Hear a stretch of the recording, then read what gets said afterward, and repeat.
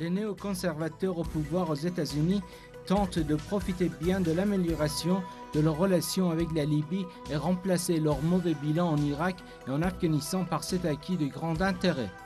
Ce qui a pu convaincre, selon eux, Raïs à se rendre en Libye et serrer, soit pour quelques heures, la main de Kadhafi en signe d'amitié.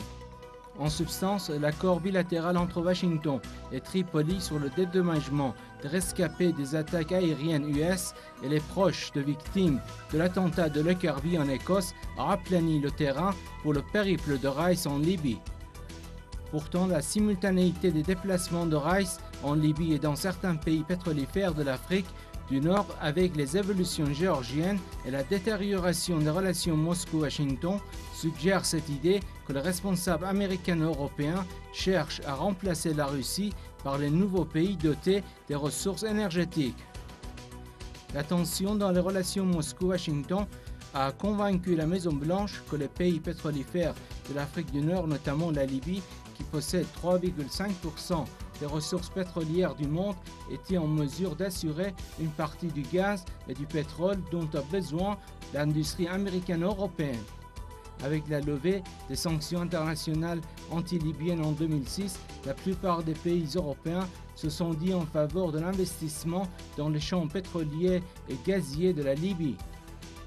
À l'heure actuelle, les alliés européens de Washington, dont l'Espagne, la France et l'Italie, font partie de grands investisseurs en Libye suite à la visite en juin dernier du Premier ministre italien Silvio Berlusconi en Libye. L'Italie constitue le premier pays européen qui a investi dans ce domaine jusqu'à 25 milliards de dollars, et cela dans le cadre de l'indemnisation de la période coloniale.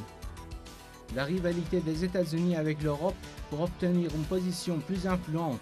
au sein des pays pétrolifères nord-africains est bien manifeste.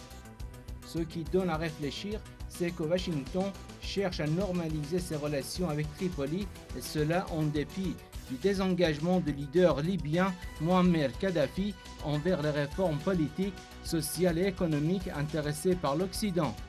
Les observateurs politiques sont d'avis que le renoncement des États-Unis à leur slogan lancé au nom de la démocratie et des droits de l'homme en Libye démontre cette réalité que Washington préfère ses intérêts économiques à ses considérations politiques dans un esprit de concurrence avec l'Europe et la Russie pour accéder aux ressources énergétiques.